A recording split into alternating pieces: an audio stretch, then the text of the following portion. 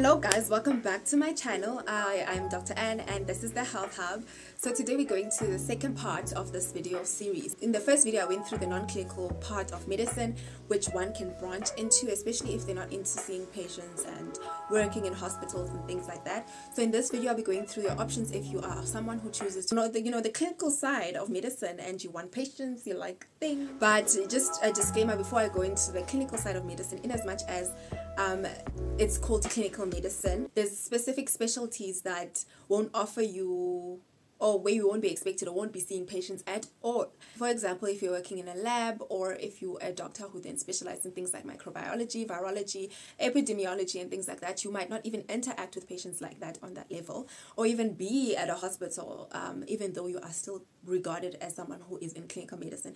In a way, eventually patient specimens and you come together, so you are clinical care. I don't know. Let's go through your options if you are a doctor and you want to go into the clinical space. So basically by default, we're via the clinical space basically. In order for you to be qualified as a doctor and be an independent practitioner, you have to have gone through clinical medicine. There's no way through it. Like, there's no way around it. Like, you have to go through clinical medicine. The whole program ensures that you go to clinical medicine through the fact that you have to complete specific requirements, and that is during internship 2 years and ComServe 1 year. There's specific things that you're expected to do, things like cesarean sections, things like vaginal deliveries, a specific number, and things like that. So there's certain things that you can't avoid, that you have to go through regardless. So I know some people are just like, ew, like they're grossed out by things like obstetrics. You have no choice. Like, you go through literally every specialty during those first 3 years of your life as a medical doctor or as a junior doctor. It's only thereafter where you can then pick and choose where you want to go, where you want to specialize, where you want to, which department you want to be placed into. If you like babies, you want peds. If you like, bones, you go for ortho and things like that. So yeah, with regard to clinical medicine, you can, number one, either work in a public or a private facility, right? So public it's basically like a public hospital. It's like work at a public hospital. And once you are done with ComServe, you are regarded as a medical officer. As a medical officer, you choose which department you want to work in, or you are placed based on the need, based on the facility. So if they say they need doctors in obstetrics in whatever hospital you are in, then you don't have a choice. You can either work in that specific department and then reapply basically thereafter to the specific department that you want to work in. Maybe medical officer in internal medicine, medical officer in pediatrics, or whatever. Yeah. And then as a medical officer, you do bulk of the job. You work under specialists, and then once you want to specialize, which is also very competitive, you have to have something like a diploma and apply for the post. And then once they take you for that registrar post, then you can go to that teaching hospital where you will be placed in that specific department you want to specialize in, for example pediatric surgery, and you have to be there for the next 4 years working under specialists, writing exams, until you basically pass, and are a specialist yourself. So most specialists will head departments. I'm talking about public now. Most specialists head departments and, live their best life. And once you're a specialist, you are more advisory. So the people who actually do the work in public are general, like doctors like myself, for example. Like, if you just have a medical degree, you are a general type doctor. And you will be doing the work based on whatever department you are put in. So that is basically, Dotina, that's a picture of how life is like if you want to be a public servant. You do calls, you have an 8 to 4 job, then you do calls after 4, at least a capped 80 hours, which is the minimum requirement. And then other hospitals or rurals will have extra overtime for more money. But pretty much that's the life of a doctor who works in a public hospital. And with regards to also public hospitals and being a doctor, you can also choose to just be a medical officer all your life. So you can just work and come to work in that department, go home, do calls in that department, and let that be your life. If you're a specialist in public, you get paid more money, specialist money, of course, And most of the specialists that are in public will also, do private work, because it's not like they are required. It's not like not that they're required. It's not like they are needed to that point where every second of the day. So some will also do side hustles or have their private, GP practice or they'll have their private offices on the side where they see patients and make money in that manner. The other life you can choose for yourself if you love yourself, so you can do private work. By private work, I mean that you can do locums. And with locums, there's not a lot of attachments. You can assist doctors, maybe surgeons in theater for money. You can stand in the place of maybe a GP who is maybe on holiday and run their practice for that duration of time. So locums are the non-permanent thing that doctors will do. And it's mainly also a side hustle, because you find a doctor that's working in public that locums on the side. So locums are more of a side hustle. Ne?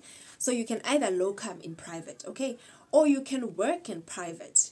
When you are working in private, you are working as a doctor in private for a private hospital. You then, do the 8 to 4, whatever. Sometimes it's shifts, 12 hours on, off, and then you do calls. So people who work in private as a doctor working for a private hospital will be expected. So it's normally people with just non-specialists, basically. So just with an MBCHB or MBBCH. Ne? So they will maybe either be working in the casualty and seeing patients in casualty, referring to the specific department. The requirements sometimes are things like ACLS, BLS. They expect you to have also medical insurance. Some hospitals in private will force you because of legal suits or lawsuits that are quite common, especially in private settings. So yeah, you can work basically in the emergency department of a private hospital and be a permanent employee. So the money is good. It's sometimes a bit more than in a public sector, because there's no benefits. So you don't get that whole pension and whatnot. So you have to they have more money for you, so that if you want to get a retirement annuity privately, you can do that. So you find that these doctors who choose to do this sometimes get paid more. But the nice thing about this is that the doctors working in such settings are living their best lives. They're well equipped. They don't have, a patient load. They don't have to see as many patients as people in public do. Even the calls are not bad at all. Like, it's chilled work vibes. It's like the doctors on TV. Like, what people think medicine is. It's like the Grey's Anatomy of South African medicine, basically. So private work is good in that sense. And sometimes because of the shifts, you can also do locums in between and even make more money. Yabo? So that is that on being a permanent employee of an emergency department of a private hospital. Ne? So the other thing in private that you can do is be a GP, is a general practitioner. So by law, you can only do this after community service. So basically, what's it, internship and com service done in public? There's no way about it. Like, it's just, you don't have a choice. It's only thereafter where you can do private work, okay, and decide what you want to do in private. Ne? So with regard to GP work, that's another field. That's another field where people can make a lot of money. When I say money, I mean a lot of money. So GPs are general practitioners. They are doctors with a basic, MBCHB or MBBCH. So some will, if they want to dispense, will have to, get a dispensing license and basically, save up money, open up a practice. And for that, you will need enough money to rent out space, to also get equipment, hire staff. And so it's quite a lot of it's a lot of business work that is put into it, because you're practically starting and running your own business. And essentially, once that's set up, the most important thing with regard to that is location, because you want to be basically in demand, because the business, and so you want to be at an area where you're in demand, where you can make a lot of money. So some doctors will also buy stock, pills, whatnot, especially if they will be dispensing from their offices. So these people make a lot of money, to the point where sometimes they even branch out to another city and whatnot. And this is good for people who don't want to work for people, or people who generally want to make a lot of money, a lot of money. GP work is also good work. It's nice work. Some of these doctors also end up doing calls for private hospitals. So they'll be basically also put on the roster to do a specific call, maybe normally 12-hour calls. They even make more money there. Sometimes these people, guys, GPs also even end up getting gigs in public hospitals as sessionals. So if I will call roster from 80 hours and the hospital will pay them like 80 hours and they have a rate, obviously. So but of money mali up. So you see how there's like so much room for like that's why GPs are rich, man. Like there's so much room for like growth and money. I think it's very rewarding. I think you can literally make as much money as you want. Some people push to the limits, to the point where they work themselves to the bone. And if you do, trust, you can make more money than any specialist in this whole entire world. Like, trust. If you decide to go into GP work, especially as a human being, if you decide to go into GP work, the way that world is set up, you might end up never specializing because it won't even make sense for you to specialize because you'll be forfeiting so much money. So much money. So if you are someone who wants to be a GP, you'll probably, and you want that world, like you are after that world of cash, you will literally stay in that world for the rest of your life, basically, because you won't be able to leave. That's the thing, because it won't make sense for you to leave. It's like you're already making 50 times more. Like, why the hell would you go on to specialize, to compromise the fact that people don't go to see specialists, people see GPs, and that's the reality of the situation in South Africa. Other thing about GP work is that if you are someone who is not even into that whole thing of the admin, basically, you don't want the admin of having to run your own business, there's also these health centers that are set up where they're actually looking for just general practitioners who are willing to work for or join the group, basically. So there'll be a group of doctors. Sometimes it's run by a home manager and then they get paid. So this is also the life. I have this friend of mine, by 17 around 7, half 7, they leave work at 2, and then the people who are on for night shift start at 2 till 7. Like, nigga, 7. Calls are on the weekends. Basically, it's just a Saturday. They probably do it just one Saturday or 2 Saturdays, and it's like a 7:30 to 1 o'clock or 2 o'clock at most. So it's just so much fun, and they get paid more than public servants. So it's more money than you would get working as a medical officer in a public hospital, with literally not even half the time. I can't even say half the time, like with a fraction of the time. I think it's better if you fall under this category of GP work and it's not your business. It's easier to get out because it's not really your business. It's not really your hard work, your thing. So you can still go specialize, or you will see a need to still go specialize, especially if you are someone who falls under this category in terms of GP work. Okay, so then, number 1. Number 4, in terms of clinical work in private practice, is things like aesthetic medicine. So you're into things of derm, tonton, skincare things, mini procedures that are done on your skin. This is also quite a rewarding like field. The nice thing about it, you can have your own clinic. The nice thing about it, you don't have to sleep at the hospital. You don't have to struggle. You don't have to do calls. But this is more for people who own their business. So it's not like there's a field on its own. It's like you have to open it up yourself. You have to open that clinic up yourself. You have to open that practice up yourself if you're into things of aesthetics. And you would have to get, of course, on top of your medical degree, you would have to get a diploma in aesthetic medicine. And it's expensive. It is expensive. Number 5, in terms of private work that you can do, is sports medicine. So in terms of sports medicine, a lot of people will do this as a side gig or as a side hustle. In order to get into the whole field of sports medicine, you have to have a diploma in basically sports medicine on top of your medical degree. And people who employ you are, soccer teams, professional sports teams, be it soccer, netball, rugby, and whatnot. When a patient, when a player is injured, then they run into the field. They call them medics. Yes, so part of that whole team, there is a medical doctor, and basically you give them your rate, or they reach an agreement of how much your rate will be per hour. So that's why I'm saying I don't see it being lucrative in terms of it being something that you do every day. So some people, at least a guy I know that he works in public, but will do sports medicine things as a side hustle. Most of these matches are like at night or on weekends anyway, so it's not like it's not like you will suffer or it will interfere with your main job. Some people will be GPs but also have sports medicine to it, and some people will also link themselves to rehabilitation centers, especially for people with sprained muscle, people who are learning to walk again after strokes and things like that. Siseko private, ne? I'm reminding you guys, stay with me. We are still on private. So with private work, I already mentioned locums, I mentioned GP work, I mentioned being a full employee of a hospital, aesthetic medicine, sports medicine. So now we are on the next thing, and this is for my travelers. So if you are into things of traveling, this is the life. This is the life that everyone deserves. You can work on a cruise ship. So you can be a cruise ship doctor, and the requirements for this or to join this is that you have to have your ACLS, BLS. Obviously, these are emergency medicine courses. You have to have 3 years of work experience, including internship. So basically, you can do it just after your ComServe. And you also have to have 6 months experience in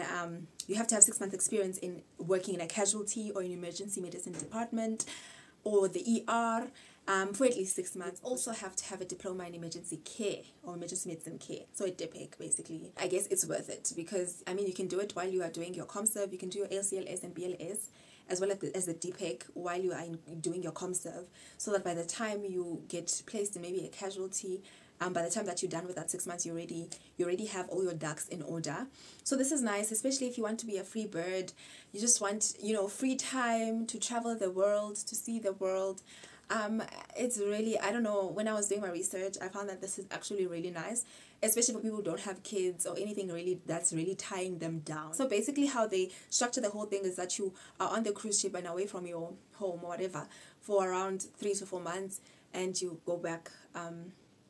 You then there's a 6 weeks break after that whole time period, then again, and 6 weeks or 6 to 8 weeks off. So it's pretty much like, for me, I don't know, they say they can even fly you from wherever they have landed back to your country and back. In terms of the holidays, they organize transportation. You stay on the cruise ship, you use the facilities that are on the ship, so you get to swim, be a normal person, basically enjoy the facilities that are offered by the cruise ship. I'm not sure with regard to meals and things like that, but you find that they actually do cover that. So guys, for me, yeah, I'm actually jealous of people who end up doing this thing. I'm actually jealous.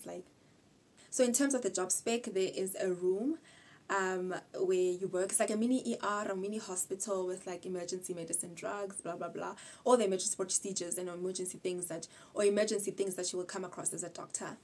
I don't think that's a lot of hard work. Like, people on a cruise ship, like, what happens? Like, what do they get? Like, they don't drown because I don't know, I'm assuming. Okay, maybe drowning is the one thing that actually happens to them often. But I mean, you know how to save a drowning person. Maybe they can choke on their food. But it's like work you can do in your sleep, man. Like, if you don't like cruise ship things and you are looking into something that is more permanent, more long-term basis, you can relocate to a different country. And countries that normally we don't struggle to get into because we have to prove ourselves and our degrees. And so countries that normally would take us and accept us and got issues, it's Ireland. Ireland will take you, I think, after an exam or so, but it's almost like straight. The process is not even hard. So most doctors will go to work in Ireland. I hear the conditions are better, even though cost of living there is a bit higher, but still you are working in better conditions in a well-equipped country, in a first world country, in a country that is well-equipped, that is well-run, which is some of the things that we struggle with, people who are working in public, especially as doctors working in public hospitals in South Africa. So I guess it should be worth it. And the other country that where we also are taken quite easily is Canada. So with Canada, there's the whole Canadian exam that we are expected to write. And after passing that exam, you basically can do visa things and go work in Canada.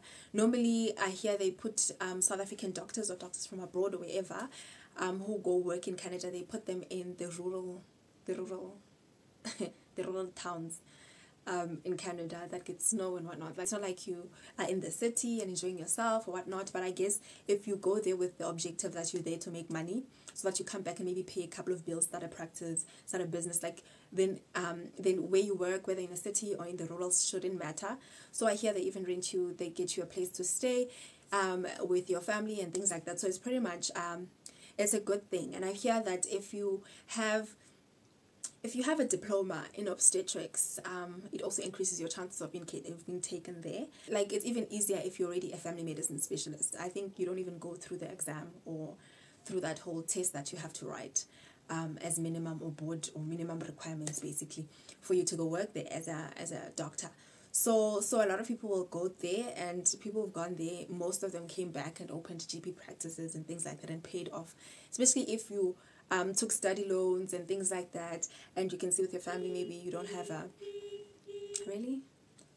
and maybe if you're in debt or things like that, the money there, especially with the exchange rate, is quite a lot. It's a lot, and it's enough for you to cover whatever ground you can with regard to your finances. The other thing that you can do is also join Doctors Without Borders. I feel this is for yo guys, I'm it's mainly, I think personally, it's mainly for humanitarians, people who just want to give back. So you normally be placed in countries where there is a need for doctors, and this is mainly I've seen in a lot of like Central African, East, West African, North African countries where there's like sometimes war and it's after that. So most of the people who are working for Doctors Without Borders are placed in such areas.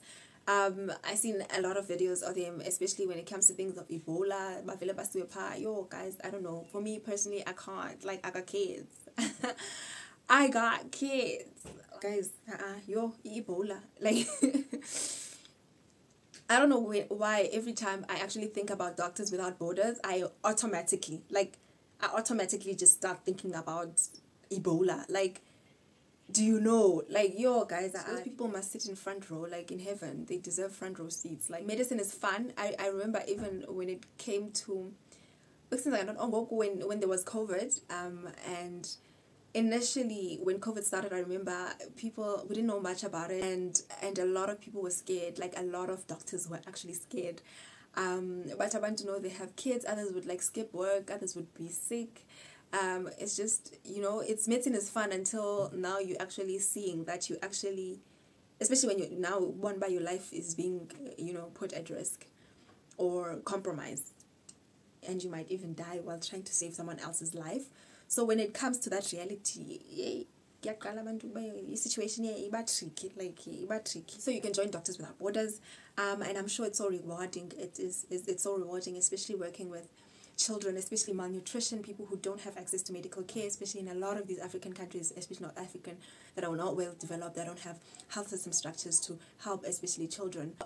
If you're really like a humanitarian, or you can take it as a gap year, you can join Doctors Without Borders. So last but not least, the other thing that you can do is telemedicine. So telemedicine, basically doctors seeing patients over Skype, Zoom, whatever, there's no contact really between doctor and patient. With regard to this, I'm very skeptical. Like, how are they doing it? Because I remember a lot of like doctors in America were doing this whole telemedicine, especially at that point in time where COVID was hectic too, and there was level 5 lockdown. A lot of people were consulting doctors over Skype, over Zoom. So I find it very confusing. Like, if a patient tells you, okay, I'm coughing, I've been coughing for a couple of days, blah, blah, blah. Now, when it comes to the examination part of things, because medicine is not only consultation, that's why sometimes I get annoyed when people, not annoyed, but that's why I get sometimes, I'm just like, I can't diagnose you over the phone. Like, some people will tell you their story, but you're just like, nigga, it could be anything. Like, we need to draw blood. I need to examine you to see what actually is wrong with you. We need to run tests. So in such situations where, this whole telemedicine thing, like, what do they do? Like, someone says they're coughing. Now you can't really listen to the chest. So how do you prescribe an antibiotic to someone who might have a clear chest and just a viral infection? Also, if you are doing this whole telemedicine thing and someone says they're coughing, what if they actually have a wheeze and it's more like an asthma thing? You don't really know what's going on in their chest. At least with adjustments of meds, it makes sense. But in terms of like someone who's sick, personally, I would like to see that individual, like at least face to face, to palpate, to auscultate. I hope you enjoyed the video and learned a bit of something in terms of whatever it is that you want to do with your life, be it you are in the career of medicine, or you are just interested in it, or you have nephews and nieces who are interested, at least you have something to tell them that they actually, can do certain things based on their interests. So that's the whole purpose of this 2-day series. So basically, we may all, have a medical degree, but we have different interests in life. And the nice thing about it, I just wanted to showcase that you can, do whatever it is that you like, and sort of like mix mash with your degree to try to find yourself or be at a place where you are able to at least have a bit of, your hobby or whatever it is that you like doing, incorporated into a career, your medical career in essence. So yeah, I hope you liked it. If you did, make sure you do hit that thumbs up. If you didn't, also thumbs down, man, so that I know, like I need to know, okay? I need to know. So also leave a comment down below on things that you might be interested in, or just what you think about the video overall. I will be sure to answer, and I will catch you on my next video. Thanks for watching.